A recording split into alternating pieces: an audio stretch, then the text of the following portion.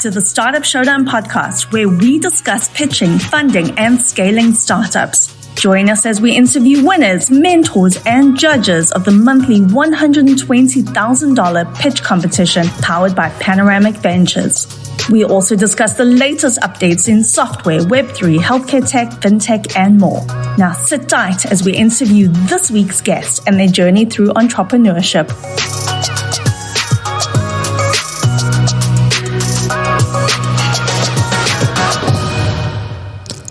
Lee Cantor here, another episode of Startup Showdown podcast, and this is going to be a good one. But before we get started, it's important to recognize our sponsor, Panoramic Ventures. Without them, we couldn't be sharing these important stories. Today on Startup Showdown, we have Marcus Cooksey, and he is with DUKE.ai. Welcome, Marcus. Hello, Lee. How are you? I am doing well. I'm so excited to learn what you're up to. Tell us a little bit about DUKE.ai. How you serving folks? So we've created a virtual bot. And that virtual bot is responsible for processing documents, specifically in the kind of legacy, mundane kind of world of transportation and logistics for applications such as payments, load order entry, bookkeeping, and accounting and invoicing. So how did you get into this line of work? What's your backstory? Backstory is my background is in computer science engineering. I was part of our automated driving, self-driving solution at a Fortune 500 company. I was building solutions for business in China and Taiwan, kind of growing that business there. But I also had a fleet of trucks. So I had 5 trucks that I was running at the same time. And I was fascinated with how archaic document processing payments was done at that time using humans before Duke was invented. And so I took kind of the vision-based learning that's needed for self-driving cars to apply that vision types of machine learning for reading documents and processing them like a human would do it. Is this the first time you've led a startup, or were you always working kind of in a corporate setting or a technology startup setting, but not as the leader? Absolutely. So even within working in the corporate setting, I've always were on kind of skunk work projects and so forth. So I led a project that involved natural language processing. So it was one of the first, what they call digital assistants, voice activated digital assistants. But yeah, this was my first time with my own personal tech startup. Now, my trucking business could be considered a startup and as well. But in terms of technology, this is the first time. Oh, so your trucking business was kind of a side hustle for you? Yes, indeed. Yep. And that's where you kind of combined kind of your technology background with what you were doing, boots on the ground with the trucking? Yes, absolutely. So I saw the inefficiencies in transportation, and I became more fascinated with applying kind of what I knew around self-driving cars to create it in kind of this virtual bot that processes documents. Now, when you had the idea, how did you kind of get some traction or at least some clues that maybe this was a solution that could scale?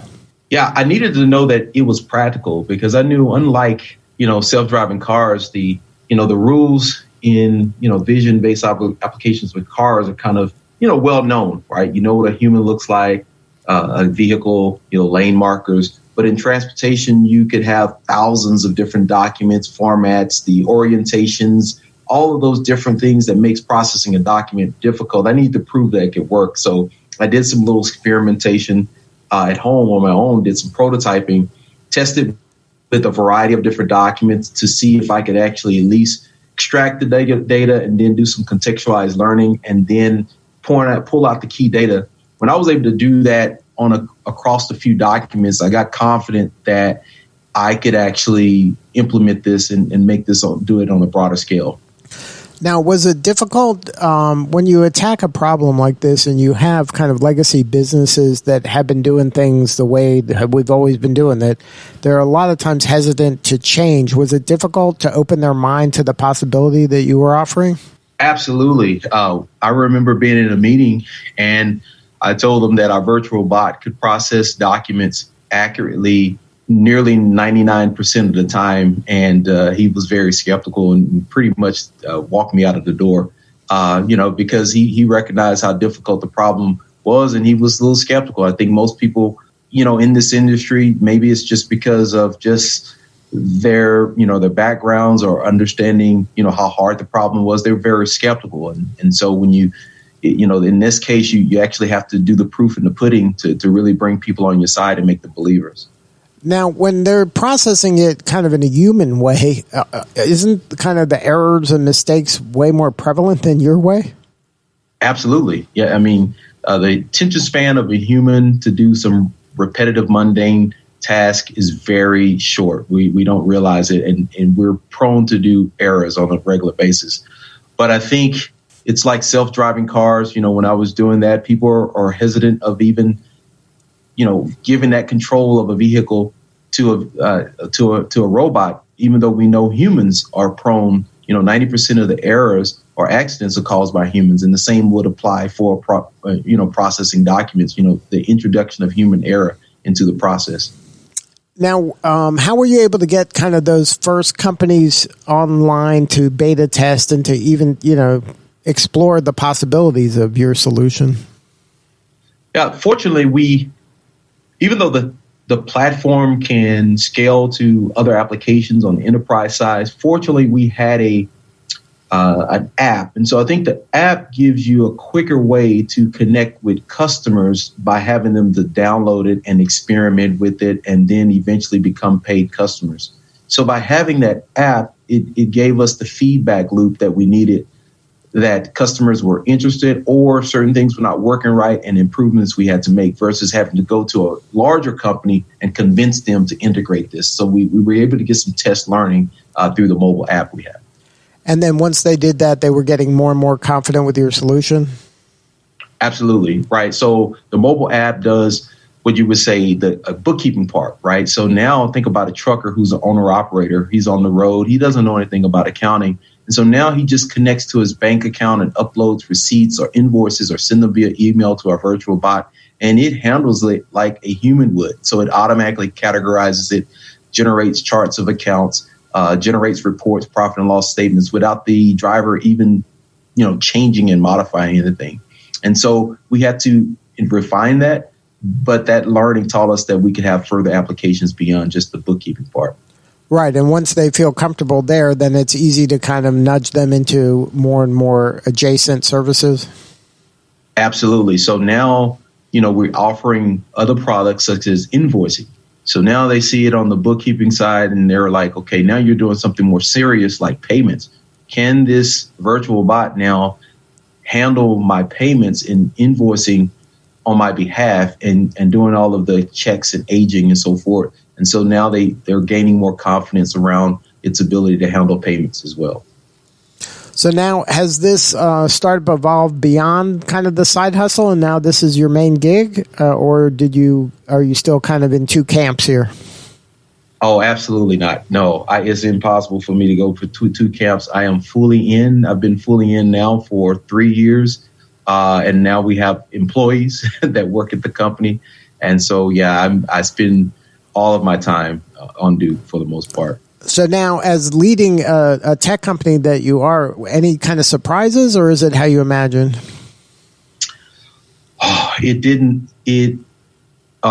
So many surprises. I tell people there's not a straight line in a startup. You envision it being a straight line, but it comes with a lot of curves. I wouldn't have known that COVID would have occurred. I couldn't have known that retaining employees, no matter how smart they were going to be an easy thing to do. So we had to come up with clever ways to survive through all of these different situations, competition for top talent, creating our own apprenticeship program to offset that. It's just been, I won't say it's been easy, but I have developed all types of survival skills that I didn't have before. Now, for a lot of founders, they have advisors and they have mentors. Were you able to kind of benefit from that? Did you have advisors or mentors along the way? I've been very fortunate. That has been the difference maker. My co-founder, Vishwana Puntagunta, came on with me. We were colleagues at TI. He came to help me on the technical side. And then we brought in some other individuals that were friends of mine, on the CFO side. And then along the way, as we participated in different events, networking events, I brought on advisors who knew the industry, who could coach me well and help me, identify key talent to help make our product even more robust and complete. And that has been significant, more so than sometimes the sales or even money you raise. That advisor committee board is very pivotal, very important. Now, when you have the idea for a service like this, did you know you were going to get a co-founder, or was there part of you saying, hey, I think I can do this on my own, or were you always saying, okay, I need a co-founder, and if so, how did you kind of go about choosing the co-founder you have? It's funny, we chose each other, my co-founder and I, and we didn't start the company until we both until we both kind of chose each other, so to speak. We were at a launch in 2017. He was talking about what he was doing for his wife's medical practice, and I was talking about what I was attempting to do with my trucking company. And both of them were very similar. Him trying to automate documents around medical back office, and me for transportation. And so once we agreed that we both had the same goals and objectives, we formed the company DUKE.ai. So I don't think I would have formed the company without a co-founder. And so when you were negotiating with a co-founder and getting kind of aligned on values and vision, can you share some advice on how to have those conversations? Could be difficult, and you have to kind of address things, good and bad and ugly, moving forward in a future that you're not aware of how it's going to play out. Absolutely. Fortunately, we had the same corporate values because we came from the same company. So we had similar work values in terms of our, you would say, social values, even though we're from different nationalities. He's from India, I'm from the United States. Our core values of believing in people and cultivating people, we shared that in common. And then the desire to do something in AI that we shared in common in terms of passion and technology. So for me, I was fortunate that I didn't have to go shop with someone because I had a person within my network that I continued to talk with, even though we were in divergent types of applications of AI and data science. We were able to come together and settle on what we thought which was a trucking problem to be solved more so than the medical problem. And I think that has paid off. It's been a good bet. Now, you mentioned the challenge of attracting and acquiring talent. Was that difficult to kind of transfer your vision, dream, and the monument you're trying to build to other people? Absolutely. I mean, you're talking about a very, very difficult solution. The answers don't exist. There aren't any boxes that you can open up that tells you how to process documents, how to create workflows, how to do it across a cloud, and how to do sales and marketing and draw. There's no books. And so as a first-time founder in terms of tech, there were things I didn't know, right? And I'm learning on the fly, and the team doesn't know, right? And so they have to believe that, and that's some of the challenges that they had. Some of my team members couldn't trust the decisions that we're making, and we ended up losing some talent. And so what we ended up doing, Lee, is coming up with another way, because we always think about jobs being taken from AI. And one of the things my co-founder and I challenged ourselves is that why don't we go out and find people who are just hungry, and let's train them around data science and AI. And we found that to be a better pipeline than trying to go find someone who works at Facebook or Google, like we were doing before, and cultivating those individuals. So you're kind of growing your own talent. Yes. And that comes with challenges as well, because now it's the same thing. They don't quite understand. They've never been on projects, certain projects that, my co-founder and I have had. But we've learned that it's possible to cultivate individuals and groom them, kind of both in the culture as well as the technical skills they need. Right, and in a lot of industries, they they hire for attitude and train for skills. Yes, absolutely. So, how did you hear about Startup Showdown and Panoramic Ventures? You can call me a fan of Paul Judge. I have been watching his activities both on LinkedIn, on Instagram, and I was part of the Tech Square Lab pitch event, some years ago back in 2019 when he was, I don't know if he's still managing it, but at that time he was a director or he was involved there. And so I continued to, observe him. And so when the opportunity came, I applied for the Startup Showdown that they had in Austin. And then what part of that experience was most beneficial? It was the mentor session that was really good. I had one particular mentor. She really broke down and asked some good questions on my pitch deck, and I revised it. She didn't quite know who were my customers. It wasn't apparent. And really, we had two customer bases, both the small businesses and enterprise banks, but it wasn't clear.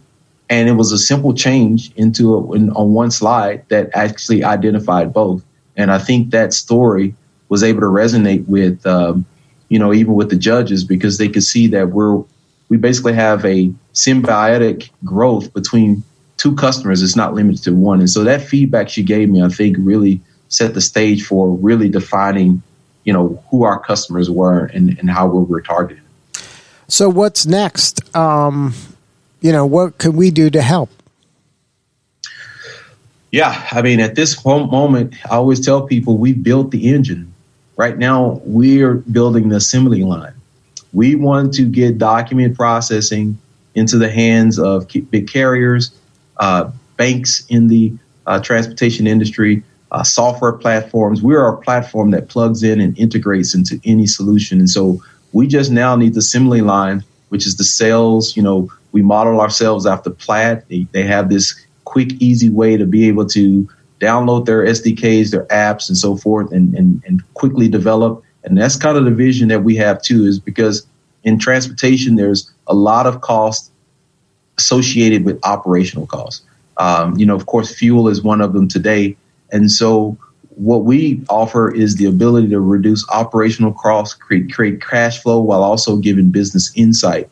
And that's, I think, a new compelling solution or vision. I wouldn't even say vision. It's just a new way, a new paradigm that we're introducing into transportation. So we just want to get this disseminated to everyone in the industry. And any advice for a founder of a startup that's like you, that's trying to kind of go into a world that has a legacy way of doing things and you're really kind of trying to disrupt it? Any advice for that person on how to frame their offering in a way that allows people to open their mind to it? Yeah. Trucking is tribal, and I didn't understand that at first.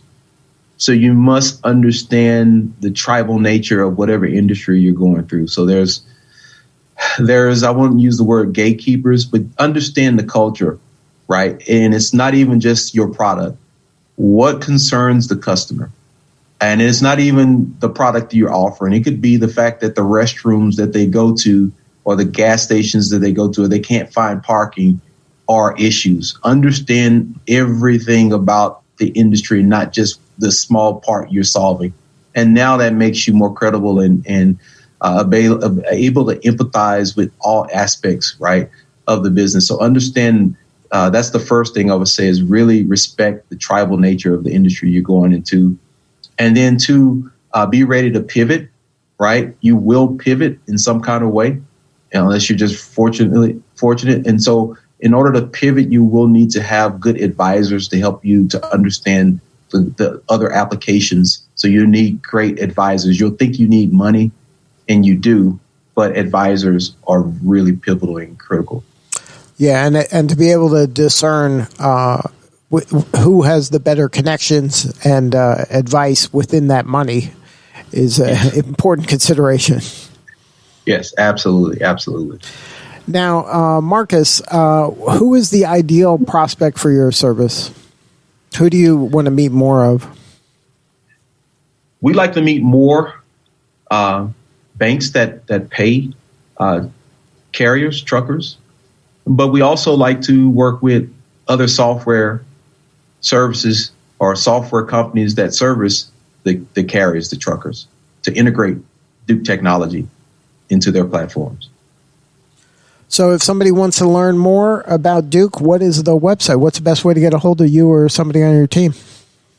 If you want to learn more about the product, you just go to the website, DUKE.ai. We're on Instagram, DUKE.ai, Facebook, DUKE.ai. And I'm on LinkedIn, Marcus Cooksey.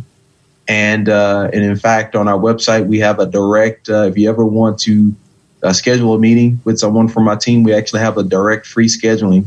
So somebody could, reach out to me if they have a question about starting a business or anything other than the app. They can find me through those resources. Well, Marcus, thank you so much for sharing your story today, and congratulations on all the momentum you've got going on right now.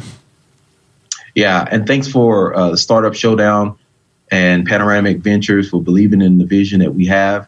We're, like I said, I'm a fan of Paul Judge and everything that he's doing in the tech scene. And so, I'm kind of, sometimes you just need visionaries and you just watch them and model them. And so, some of that is what I do is kind of, watch what he does. And so I'm thankful for the opportunity and their belief in what we're doing here at DUKE.ai. So thanks for having me on, Lee.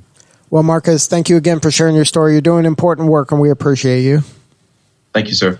All right, this is Lee Cantor. We'll see y'all next time on Startup Showdown. As always, thanks for joining us, and don't forget to follow and subscribe to the Startup Showdown podcast so you get the latest episode as it drops, wherever you listen to podcasts. To learn more and apply to our next Startup Showdown pitch competition, visit showdown.vc. That's showdown.vc. All right, that's all for this week. Goodbye for now.